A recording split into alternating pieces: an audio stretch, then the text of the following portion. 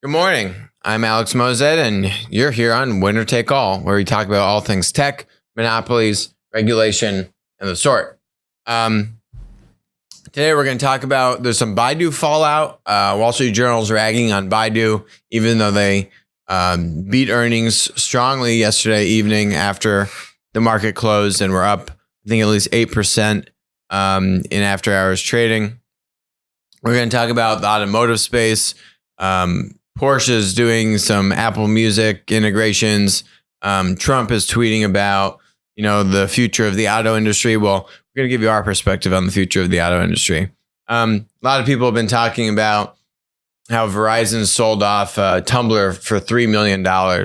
And we're going to talk about Tumblr. We're going to talk about Reddit, which has some similarities to Tumblr.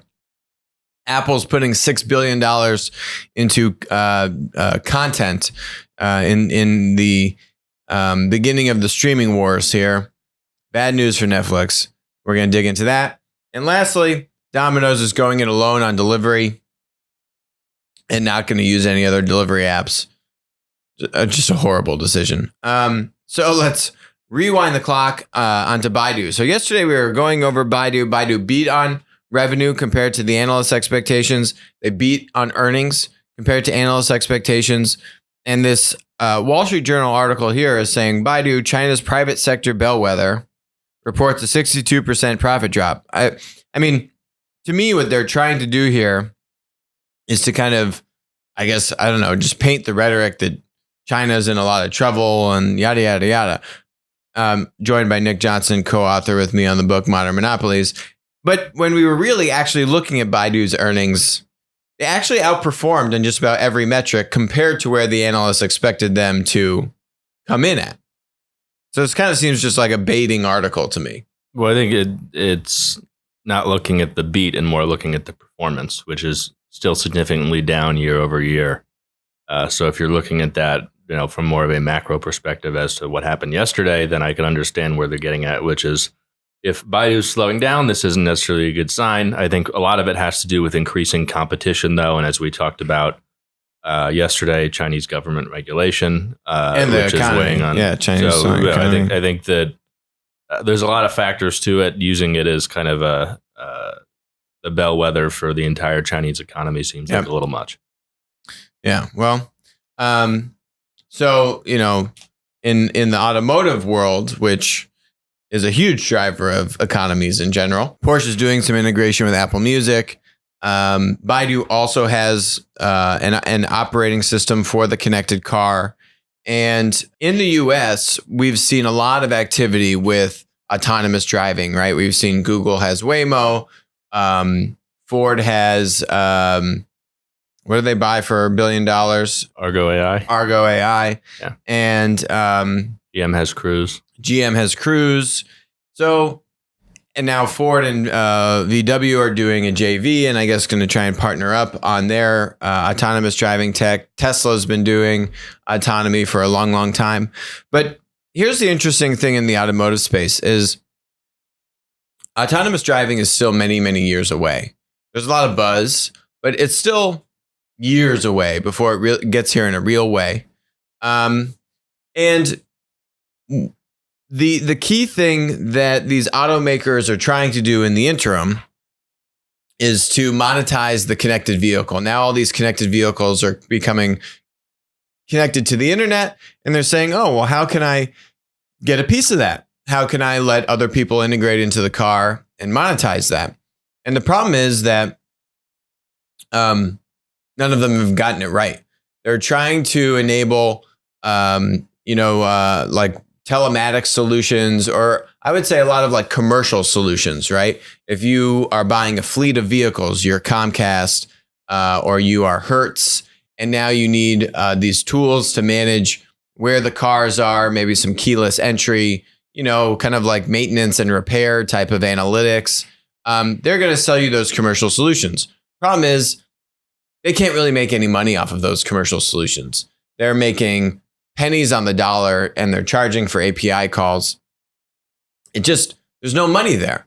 Where there is a lot of money is what no automotive OEM has been able to tap into, but I think I'd probably put my money on Google being able to tap into it. So Google has this thing called Android Automotive. Android Automotive has signed up, I think, Honda and a few other players that are going to put this into their vehicles. So Android Automotive, you think of it as an operating system for the vehicle. And so when that operating system goes into the vehicle, now it's able to control certain functions in the connected car, like being able to unlock the car, like being able to report the gas mileage, or unlock the trunk, or unlock the gas panel. There's a lot of vehicle data and unique data to that vehicle locked into basically that system. If you're not embedded in the vehicle, you're not going to get access to that easily. And by basically taking over that entire system, Google basically is getting them to open the kimono. Right. And what is Google very good at? Every platform, one of the most basic strategies that we see time and time again is technology is commoditized.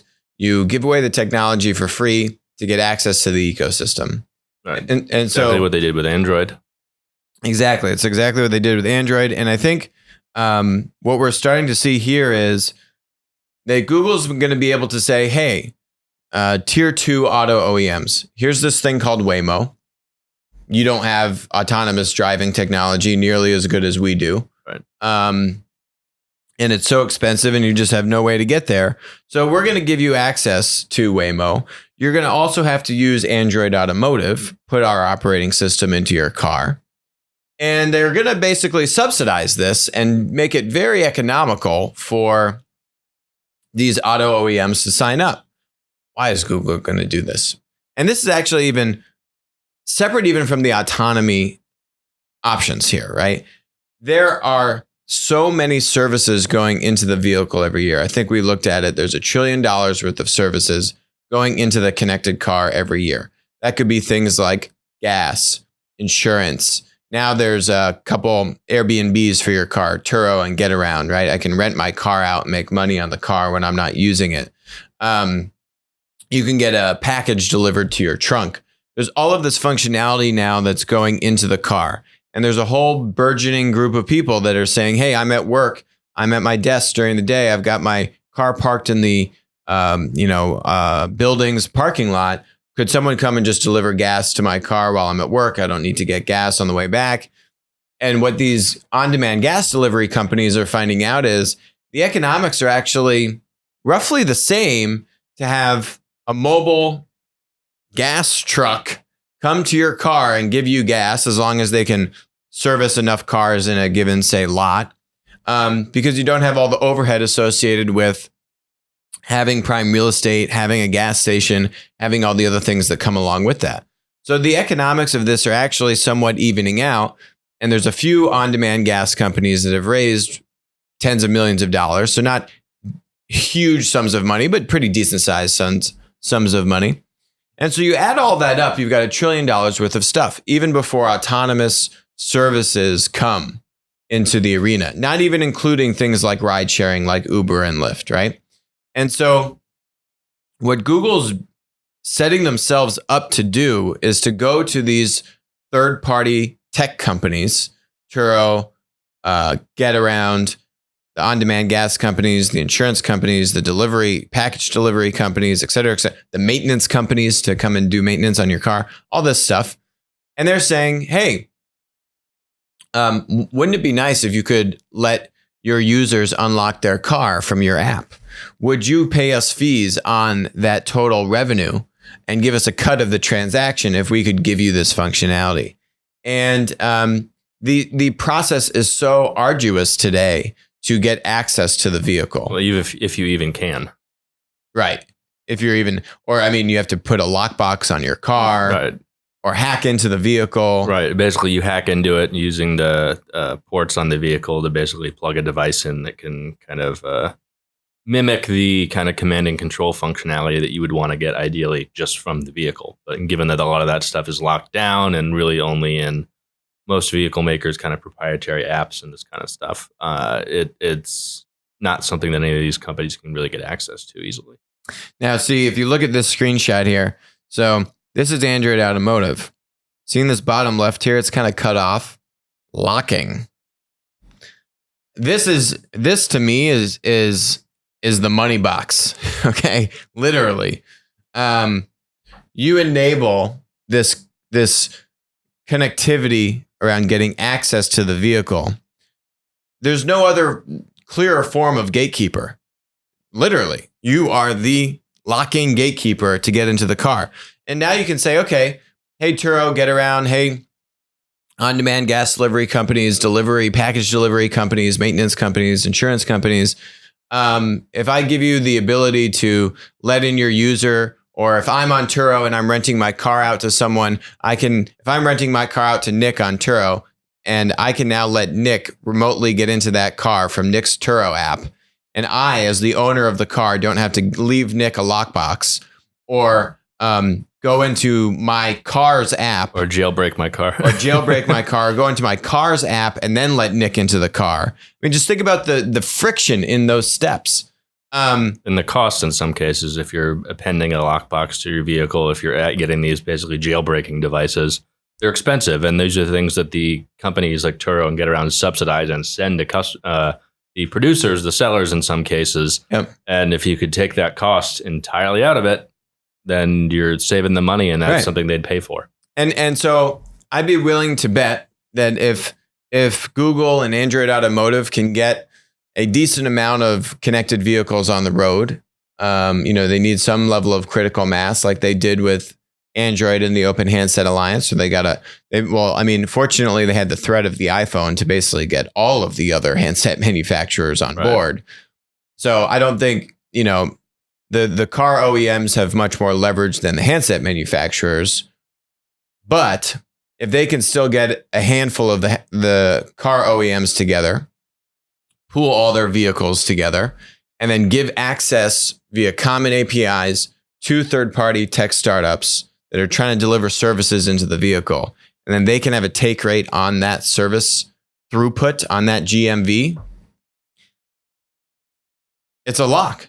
It'll be an overnight success. And I don't know what the automotive OEMs do to combat that. I don't know. It'll be too little, too late. And they're all trying to do their own thing. They're not teaming up together. What they need to do is really team up together and create their own version of the Open Handset Alliance. They still think they're competing with each other, or not competing with Google and Baidu and some of these other companies. Their real competitors are Apple, Google, Amazon, Baidu. I think Alibaba's doing some stuff in there as well. Yep. Their old competitors are their new allies. And that mindset shift has not really resonated with the leadership in these companies. The interesting thing about these car companies is actually a number of them are still family owned. Ford, Fiat Chrysler, Toyota, right? Toyota, BMW. The ownership is actually very tightly knit. That's the irony in all of this, is that these families have essentially been warring for decades, and they all know each other. So you would think, presumably, if they could recognize the new threat, that they actually should be able to come together and have a meal, have a dinner, and say, "Hey, let's team up, guys, because there's a new enemy, and actually multiple enemies in town. Oh, and by the way, they're just the biggest companies in the world." It's a bit of a Romeo and Juliet situation here. You would think. So be interesting what happens with that. So everyone's been talking about Verizon selling Tumblr for $3 million when they bought them for $500 million or $1 billion. Yahoo bought Tumblr way back when. How much? And then 500. The 1.1 billion dregs of Yahoo got bought by Verizon, basically, and now they're selling off Tumblr for scraps. Yeah. I mean, look, there's a lot of analysis, and people are saying, oh, here's why Tumblr couldn't monetize, all this kind of stuff. I don't know. My general theory on it is I actually think Marissa didn't, who was the CEO of Yahoo during the acquisition. I don't think she really did much to tinker with Tumblr. I mean, I actually probably put the ownership and the responsibility onto David Karp, the founder and at that point in time CEO of Tumblr. I mean, it's it's his company. I think she pretty much left it alone and gave them, runway to figure it out. He was with them for at least, I think, 4 years after he was acquired. I just don't think that they could build a sustainable business. And they just had problems with, I think, stickiness and how they could really hone in on a good core transaction and scale the business. I think there's probably a lot of fluff in the numbers that they're reporting. They're reporting, skyrocketing daily active users and engagement, but I don't know. I kind of question some of those metrics and how strict they were on calculating that. How much of it was kind of fake or like bots or, not really kind of genuine, unique content. So I don't know. I think, why did Tumblr fail? Because of its leaders. That's my analysis. What's another interesting story, though, is what happened with Reddit. So Reddit in 2006 or somewhere around there was acquired by Condé Nast. Condé Nast makes a bunch of magazines. Reddit I think they bought it for like $20 million. 10 to 20. I don't think anyone's gotten the exact number, but roughly in that range. So, by today's standards, pennies on the dollar. And today, Reddit recently, so this was last summer, Reddit beats out Facebook to become the third most popular website on the web, which is amazing. I mean, that's a true comeback story because what happened was Reddit was at Condé Nast. It got stifled. Condé Nast didn't give it as much flexibility and breathing room and autonomy as it needed to really grow.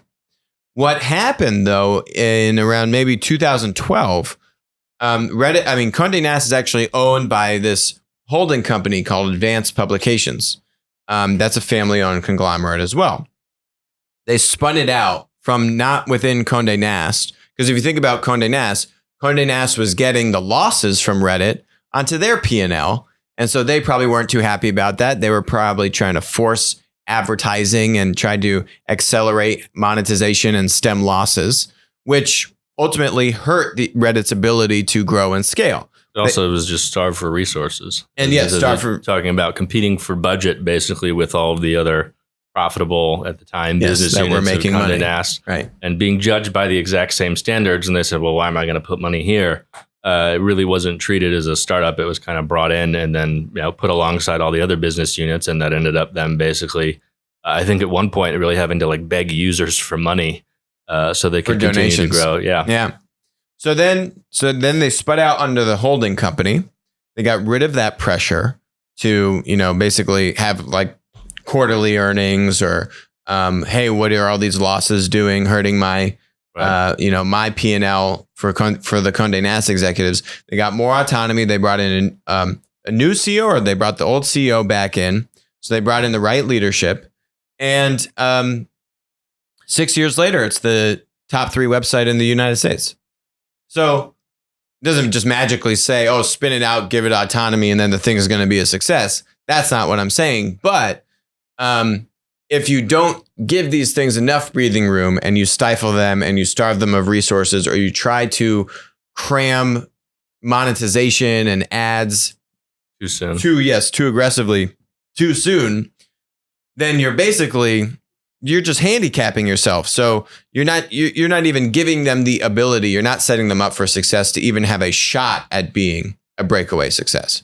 Now, I don't think Marissa Mayer and Yahoo did that to Tumblr. So that's what I'm saying. I think they did give them enough rope and runway. And then that's why it really just comes down to the leadership and their ability to execute, which I think Tumblr failed and Reddit succeeded once they were given enough autonomy and runway and rope to actually go and execute upon their vision and plan. So kind of two interesting stories to look at how those developed with, I wouldn't say too much support other than just capital and flexibility and runway from the core business, kind of just did it on their own, interestingly enough. So Apple's spending $6 billion on original shows. Is this over the course of 1 year or multiple years? They're going to get Jennifer Aniston, Steve Carell. The original reports months ago was that, Apple's only going to spend $1 billion, which always seemed a little bit light given their service revenue ambitions that they've been going after for the last couple of years. So I think the $6 billion number is new, but not necessarily a huge surprise for Apple, and it really shows that they're investing heavily to try to at least take on a Netflix or an Amazon Prime and have something competitive. Yeah. I mean, I think Netflix is spending. Wow, this is saying Netflix is spending $15 billion a year. Yeah, I mean, it was 10. Well, I think it was 10 to 12 last year, and then it goes up every year. I mean, it's just not sustainable. But so Apple's trying to get to $50 billion in services revenue by next year. What else is in services revenue? That is the take rate that they're getting from the App Marketplace. Last I checked was at least $30 billion. That might have been a year or two ago. It's iCloud, Apple Music, that kind of stuff as well. So this $50 billion, I mean, that's actually not that big of a number when you have at least $30 billion coming from the 30% that you make on every dollar spent on an app. That gives you, right? And then the iCloud subscriptions and other things like that, your Apple Music, roll that in there. This isn't that big of a delta to get to 50 billion by next year. So I'm not blown away by this number of $50 billion. But the interesting thing is, the $50 billion here, not every dollar of revenue is equal in the sense of its margin, in the sense of its defensibility. The Apple Music stuff, much less defensible, much higher cost, much lower margin. This streaming content stuff, same story, much lower margin. The revenue from the App Store, extremely high margin, extremely defensible, and has very high growth rates. It's actually probably got to be closer to $40 billion these days. But so, I mean, to me, this is kind of a drop in the bucket for Apple. It's kind of just a little nudge so that Apple can probably hopefully crush that $50 billion number, and Tim doesn't have to go back on his word. But, it's really just spelling bad news for Netflix, if anything, which we've seen this coming. Netflix, Disney, Apple.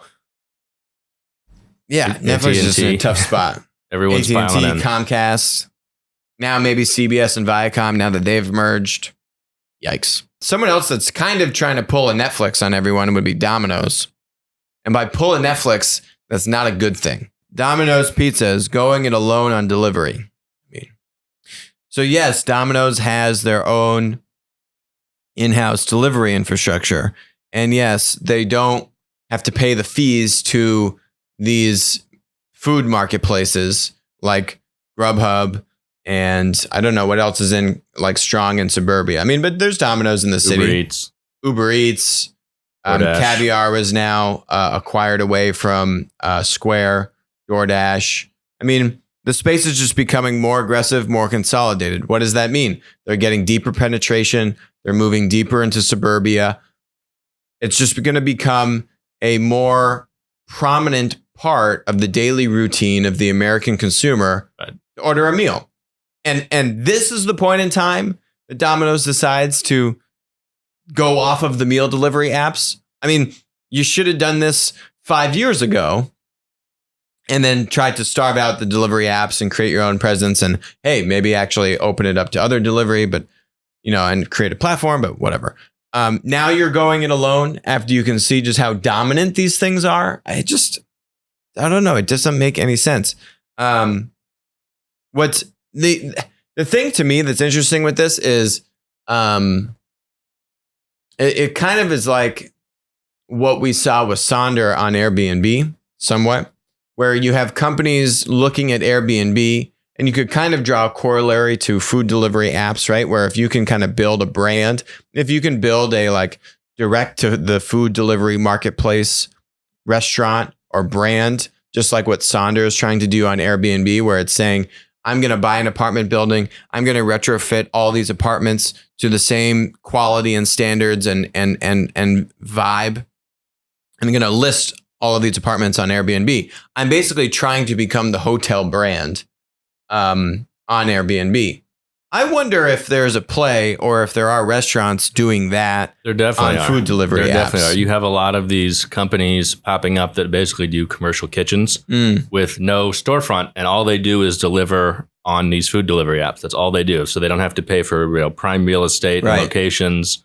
All they got to do is make the food and deliver it on the apps. There's a lot of these businesses starting to pop up. Yep. And it's definitely increasing. Yeah, and just deliver a really awesome experience on food delivery. Right. And build they're a actually brand not on only are food there delivery. startups and companies doing that, there are startups popping up that are supporting the companies doing that, basically pulling them together Kind and of say, these let's all communes.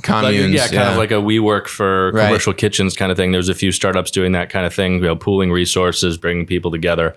This is definitely a vibrant part of that economy, and I'd expect it to continue to grow. Yeah. Yeah, that's really interesting. Okay, well, that is everything we've got today for you on Winner Take All. We will talk to you tomorrow. Thanks for joining us.